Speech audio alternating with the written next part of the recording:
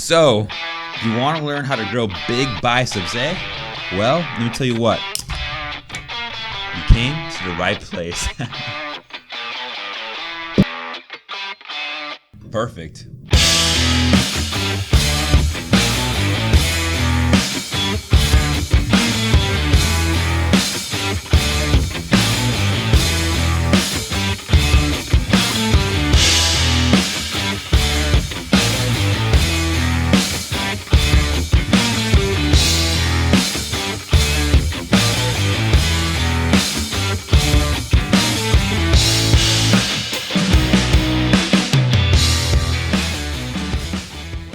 Welcome back, everyone. I hope you enjoyed that nice little intro. And you know what? It's been too long. It's been a while since I made a video, but guess what? We're back. We're better than ever before because today I got a very special video for you all because I'm going to be giving you the exact guide, the last guide you're ever going to need to go ahead and grow some big, beefy biceps. That's right. Get biceps like me. Get biceps better than me. I hope so. And I'm going to tell you step by step exactly what you need to focus on, exactly what you need to do. So I'm going to get you guys started with a nice little breakdown of what we're going to be covering in this video. So first off, we'll be going over how much volume you need for your biceps in order to grow them effectively, as well as we'll be covering how frequent you should be training your biceps and how intense you should be training your biceps. Next, very important, we'll be covering how you need to progress in order for you to continue making progress. We'll also be going over 3 exercises that I'm currently using, that I'm running to help me grow my biceps that may work for you as well as we'll be covering rest times between each set and also lifting tempo while you're doing each set for your biceps. And then finally, a nice little tiny bonus at the end, which I feel may be the most important part because without this last piece, everything else we're going to cover in the video will be rendered useless, so make sure you stick around, all right? And then before we hop into this, as a quick little note, for those of you that haven't met me before, now, I'm all about practicality. I'm all about focusing on the big picture and not on the small, minute details, okay? I'm not going to sell you some magic 3 exercise that you need to do to grow your biceps to make them huge instantly and look. That's never gonna work. I'm not all about that, okay? What I'm gonna give you is the big picture, the main ideas that you need to focus on that's gonna do 99% of the work, okay? We don't need to focus on those minute details. Most of us here don't have that time, okay? For my younger viewers, you guys gotta focus on school, going to class, okay? You can't be staying in the gym forever doing the same 3 exercises. And for my older viewers, those of you that got a job like myself, look, I can't be staying in the gym, doing 8 different bicep workouts, hoping they grow. Okay, that's not gonna do anything for me. Okay, I got work 7 to 5 every single day. I gotta leave some energy for that too. You know what I mean? So, like I said, big picture here. These principles will not only apply to your biceps, but you can carry them to your other muscles as well. So, without further ado, let's go ahead and get this started. So, this video is not sponsored by Red Bull, by the way, but it's like 11:30 at night, so I need this and. Yeah, we're gonna press on. So first off, how frequent should we be training our biceps? Well, there's a few things we gotta keep in mind. Our biceps here is the much smaller muscle. It doesn't produce as much force.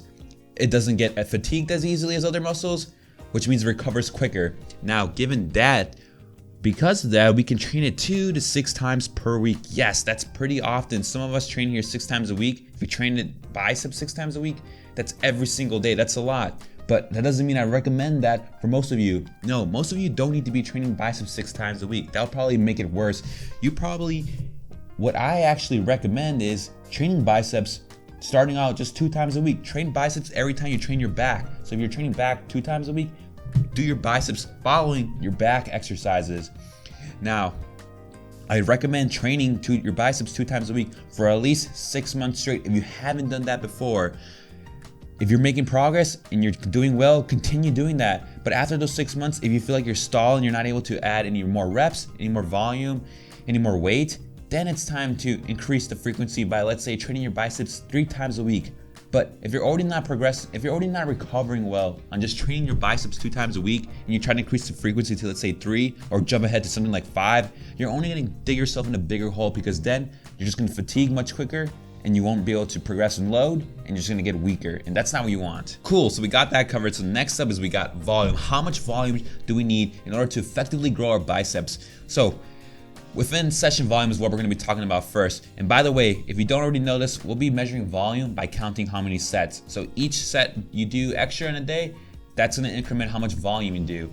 So right now, as it stands, 3 to 10 sets within a session seems to be the sweet spot for how much volume you should do for any given muscle. And that applies for biceps. So knowing that, we don't want to do more than 10 sets of biceps within one session, because any more than that, and we're just going to be doing junk volume, and it's really not going to be beneficial and more of a time waster.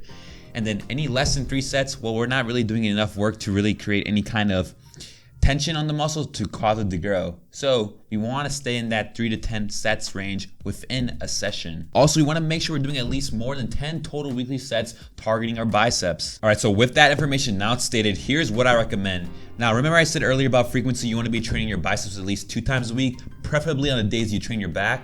Well, what I recommend to do is choose one bicep exercise for each of those days and do 3 sets total. So now you're doing 3 sets on each of those given days for 2 days, so that's 6 sets totals now, which means you still got 4 sets left to hit that 10 total weekly sets benchmark I gave you. Well, you actually don't need to do any more than that, because when you do your back movements, okay, you're already doing some pulling movements, which is going to be targeting your biceps as well. So that's going to be fatiguing your biceps, also going to be doing some volume to cause them to grow. So with that, just by doing 6 total weekly sets, go ahead and count what you do for your back work as well towards your total weekly sets for your biceps. So we can roughly say that's around 10 total weekly sets for biceps, which hits your benchmark. So that's what I recommend as a starting point for most of you. And honestly, you can grow really well just from doing that. That's probably what I did most of my time training, and I had great results. And I don't recommend doing any more than that unless you've been training for probably 3 to 6 months. We're talking about increasing volume now, and I had to get another soda because it's late and I was getting tired. But we're pushing through this. Now, so when it comes to increasing how much total volume you're doing, this is only going to be for those of you that have been training consistently for the last 6 months. I don't want you doing any more than the minimum I just recommended, because if you try to do more increased volume right now, which is where probably most of you don't need, you're just going to fatigue yourself, and it's going to be much harder to make progress from there while you're in a fatigue state, okay? This is only for those people that have been dedicated for the last 6 months, training consistently, not skipping a beat. For those people that have been stalling, this is going to be for you. This is about increasing how much volume you're doing. Now, here's what I recommend for that. I would only do an increase of 1 to 2 sets within a week for your biceps. Any more than that, you might be doing too much. And again, you're going to fatigue yourself. You won't be able to progress. And then boom, there goes the gains. So increasing 1 to 2 sets within a week is what I recommend. And adjusting from there, let's say you do an increase of 1 to 2 sets and you run that for a month, you're recovering well, you're making progress, continue doing that. Progress starts stalling, increase again by 1 to 2 sets and keep adjusting just like that. Now, as a side note, I wouldn't recommend doing more than 6 to 8 total sets targeting your bicep within a session. Just think about that for a second. I don't want you all coming into the gym having 3 exercises picked out, all targeting biceps, and then you're doing 5 sets in each of them. Half your workout is going to be training biceps. It shouldn't be that way. You should be focusing on your back more. I don't want you to do that. And that's when playing around with frequency comes into play. Remember how I said start training with 2 days a week? Well, once you need that increase in volume, so how many total sets you're doing, what you should do with that as well is pair it with your frequency. So you're doing more total weekly sets, and you can't really add them all into 2 days. So now what you do is add a 3rd day where you train your biceps, and then spread the volume across 3 days now. Now you have more room, more leeway to continue adding sets, because now you can add sets to your biceps on 3 different days. So intensity now. When it comes to intensity for training for a biceps, this is what you need to know. You need to stay within a 0 to 4 reps away from failure range with each set that you do, okay? So what does that mean? Now, when you're doing a set, you want to stop and be at least 0 to 4 reps away from failing. Now, if you stop farther away from failure, so let's say you had like another 8, 9, 10 reps left in the tank, that probably was too much of an easy set. You won't make any gains from that. Now, on the flip side, you take each set to failure, like straight absolute failure, like you're in the middle of that last bicep curl and you fail, then that's not good. Also, you don't want to take every single set to failure because that's going to be too much fatigue. You'll probably not be able to do as many reps in the following sets, and also in future workouts, you probably might have to go down in weight because your biceps are going to be so freaking fatigued. And don't forget, that also has effects when you're doing your back movements. Let me tell you what, I think a bigger back looks better than bigger biceps, but that may be just me. So keep that in mind. Now, progression. This one's really important as well because this is going to dictate how you train for the following months. Now, let's talk about the rep range in which we're going to be progressing in. Now, when it comes to rep ranges, for training your biceps, I like to stick within the 10 to 20 rep range and also the 20 to 30 rep range. I found that training any lower than that, so let's say going anywhere in the 5 to 10 rep range, and you guys better not be going less than 5 reps for biceps. Don't be doing that. But training in the 5 to 10 rep range for biceps, that's just too heavy. And for an isolation movement, that's something for like your biceps. I found that form usually breaks down, joints start hurting, it's too much, and it's just not effective to get all your volume within that 5 to 10 rep range. I found that sticking that 10 to 20 rep range, which is where the weights will be lighter so you can do more reps, I found that's much easier on the joints, on the connective tissue, and it really allows you to do more sets and really allows you to feel that you're actually doing work with your biceps and not just taking it all in your forearms or using your body weight to cheat. It's much harder to cheat when you're doing light weights and working in, let's say, the 20 to 30 rep range. So now that we got that rep range established, let's go ahead and talk about how you're gonna go ahead and actually progress so you continue making some gains. So first thing I need to do is choose an exercise, and you're gonna see that we're gonna be putting every little piece we covered so far together. So choose that exercise. Next thing you're gonna do is choose a rep range. So we got that 10 to 20 rep range or 20 to 30 rep range. Next, you're gonna go ahead and make sure you hit that reps in reserve target. So what I talked about earlier, you want to stay within 0 to 4 reps away from failure, and you generally want to start somewhere around 3 to 4 reps away from failure.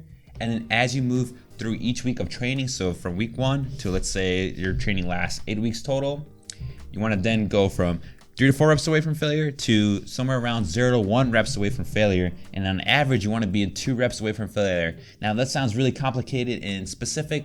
Just throw that out the window. Like I said before, to stay within that 0 to 4 reps away from failure rep range for each of those sets that you do. So let's say you got your exercise chosen, and then you also got your weight chosen, and you also got your rep range chosen. Now you may find that sometimes you chose the wrong weight and it's too easy, and let's say you're doing the 10 to 20 rep range, and then you do all 20 reps and you were still over 5, 6, 7 reps away from failure. That's obviously way too light. So just go ahead and adjust the load, increase the weight so you can go fall back into that range to hopefully to where you can complete your set in that given rep range while being 0 to 4 reps away from failure. You may also find sometimes that you put too much weight initially, okay? So you fall out of that rep range and you're pretty much training to failure. When that happens, just drop the load so you can move back up into that rep range, and then once again, complete that set and stop within 0 to 4 reps away from failure. All right, so now rest periods. Now with the rest periods, I'm not gonna give you an exact answer or one size fit all answer for how much you should rest between sets, because that's really gonna be dependent on everyone. Now what I could tell you is that biceps, like I said before, smaller exercise. When we're working your biceps, generally we're just isolating it. So we really don't need as much rest. So let's say if we were doing squats where we're involving so many muscles, when it comes to squats, I'm probably resting 5 minutes usually, but with biceps, right around 1.5 to 2 minutes, I'm pretty much 90 to 100% of the way recovered, and that's all. It's enough. So that's something you need to keep in mind when you're resting. Don't take out a timer and timing exactly how much you rest between sets. What I want you to do is just go ahead after each set and you're done. I just want you to, before you start your next set, at least have rested 1 minute. At a minimum, I believe that's a safe bet that will apply to all of you. And then after that minute has passed, just ask yourself, do you feel like you're recovered enough to do your next set, to go ahead and still be able to perform with that given weight in that rep range? Do you feel like your breathing is recovered to the point to where your breathing is not going to be affecting you? If you can say yes to all those questions, go ahead and do that next set. Again, your biceps, you don't need as much rest to recover fully for your next set. All right, now that we got through all that, we're gonna go ahead and take a little step back, and I'm gonna show you 2 exercises that I'm currently running in my program, and also another exercise that I've ran in the past that I really do enjoy as well. And now, again, these are based on my personal preference, and these may help you out as well. They're a little less common, I would say, and I want you to go ahead and don't copy exactly what I'm doing, but I just want to go ahead and open your mind to the idea too that you have many options out there, and just because you see the biggest people in your gym doing just strict easy bar curls, barbell curls, dumbbell curls only, doesn't mean you have to just do that as well. You have to keep in mind that what's going to make you grow the most is to whatever can help you, or to whatever you enjoy doing the most. So if you hate doing barbell curls, but you see the biggest person doing barbell curls in the gym, and that's what you do, you probably won't get to the point they are, okay? What's gonna help you grow the most is finding an exercise that feels right with your body and sticking to that. So that's what I highly recommend. Everything I mentioned before previously is far more important than your exercise selection. What you just have to know when it comes to exercise selection is just sticking to what you like doing. So without further ado, let's go ahead and talk about this first exercise, which is the bicep curl on the machine. So let's go ahead and look to it. I got my nice little mouse right here so I can go ahead and see it on the screen. The biggest things to note when we're doing this exercise, okay, is that because we have that pad right underneath our arms, it's really, really hard to cheat. I don't even know how you would cheat on this, honestly, but that's really why I like it. It supports it. I currently have elbow pain in one of my arms, and this really helps. I don't feel it at all while I'm doing this, probably because got that pain from cheating doing dumbbell curls, doing easy bar curls. But when I do this, no pain whatsoever, no cheating. And again, it's an isolation movement. It's a machine. It doesn't take time to learn how to do the movement. You just hop right on the machine, start doing it, and allow you to go straight to growing versus trying to figure out how to do a new movement. All right, so the next movement we got here is the rope bicep curl. Now, I really, really like this one. It's probably my favorite one right now. And the reason for that is because, again, you see that I have my grip, it's neutral. That really helps out with me not using my forearms when I'm doing these curls. So it helps out not hurt my elbow, which is this pain that has not been able to go away. But I find this really helps and allows me to do as many sets as I can within that target rep range that I've mentioned previously. And again, that's gonna allow me to grow the most. And as you can see with this as well, my elbows are staying tucked by my sides. And as I'm coming down in the eccentric portion, I'm going all the way down. I'm not doing cheat curls. I'm going all the way down, nice and low. As you can see, my back right there is looking pretty good in this shot, this angle. But before I go to the next exercise, I'm gonna go ahead and clear the elephant in the room because I think you guys all see it. What the heck happened to my hair? Oh, I don't know if you guys were thinking that the whole time, but yes, I dyed my hair blonde. This may be the last time you guys ever see it. Just don't make fun of me, because if you do, let me tell you what. I don't care. Okay, that was weird. But yes, I went Super Saiyan in this video, okay? That's all I'm gonna say. Moving on. Finally, we got the Zottman curl. I believe that is the correct name for this exercise. Correct me if I'm wrong, but that's what I know them as. But this Zottman curl, I really like this one because, again, we start off with a supinated grip, and as we go up, we go to the standard. Well, sorry, we start with a neutral grip, and as we go up, I believe it's called supinated grip. But again, I might be wrong in that. But when we go up, we go all the way down the concentric portion, and then when we go back down, we go all the way down the eccentric portion. Just because, again, we don't want to do any cheat curls. We want the full range of motion. That's what's going to be most effective. Another thing to know, as you can tell, is my arms are coming slightly forward as well. And as I'm coming back down, they're coming back to my sides again. My elbows are still staying tucked, nice and tight. And one big thing to note with this as well is tempo. I'm not exaggerating any part of the movement, okay? It's just one smooth motion. I know you probably have heard people, oh, the eccentric part is where we're strongest at, that's where we grow the most. Guys, if you take too long on the eccentric parts and the lowering part, it's gonna prevent you from how many reps you're doing, how much you can do on the concentric part of the movement. So don't focus on any part, just go and do a nice smooth motion. Just take it straight up and then go straight down, just nice and controlled, and that's what's most important. I really like what Dr. Eric Helmstead in his one book in the Strength Training Pyramids was he pretty much ended the chapter with just lift the weights, and honestly, that's what I tell people, that's what's the best, just lift those damn weights. Oof, that wraps up all the training portion of this video, and we finally got to the last part, what I said that will basically make everything else not count, not matter if you don't do this last thing. And let me tell you what that is. We're focusing this part on diet.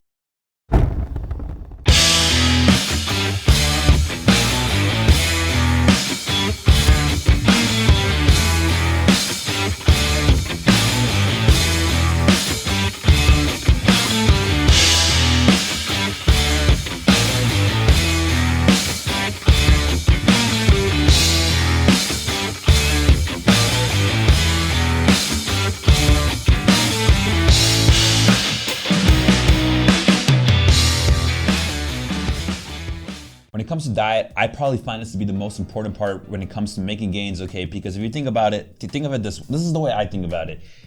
If you don't lift, okay, you stop lifting completely, what happens? You just lose all your gains, okay, which would be sad, but you're still alive. If you just don't eat, what happens? Well, you pretty much just die. So when you think of what's more important, just think of it that way. So we're gonna go ahead and cover diet and why this is so important. And when it comes to diet, there's really only two variations here. You're either gonna be in a bulk / maintenance, one of those two, or you're gonna be cutting. Now, you can grow muscle in both those phases. Yeah, believe it or not, you can grow muscle while you're cutting. So the general recommendations I'm gonna give you will apply for both. Now, just a thing to note is that yes, it will be more optimal to build muscle when you are in a caloric surplus, okay? There's just gonna be more nutrients, you're gonna have more energy, and you're just gonna be in this better setup to be making gains, okay? But that does not mean you cannot make gains while you're in a caloric deficit, when you're eating less calories, when you're trying to lose weight. You actually might find that you make more gains because you're training harder, you're more strict in your training, and then you actually somehow grow more. That's a potential. So let's talk about these general recommendations that I have for you all.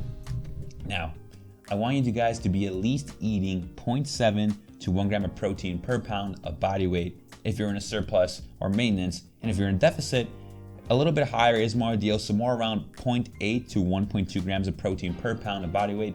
Now that's enough to go ahead and make sure you retain as much muscle mass as possible, and also so that it's gonna help with satiety when you're in a caloric deficit. Oh, rip. Who the hell texted me? Hey guys, look at this. I just got this picture from my sister. She said, this is me before bleaching my hair. Oh, can the camera see that? And this is me after bleaching my hair. Oh, yep, went Super Saiyan on you all. I wish I could keep it though.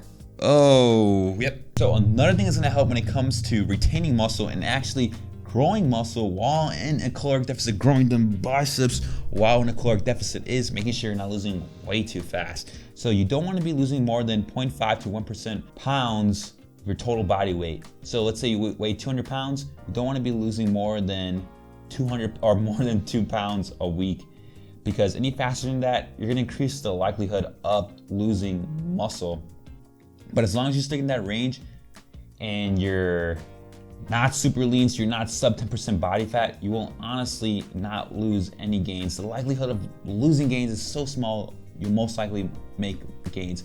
Build muscle, and especially if you haven't been training like the way I just mentioned in these principles, and you're just starting now, you're taking all this information and starting to train now, I'm telling you what, you will actually be making gains while in a caloric deficit and losing fat. Woof, it can't get better than that.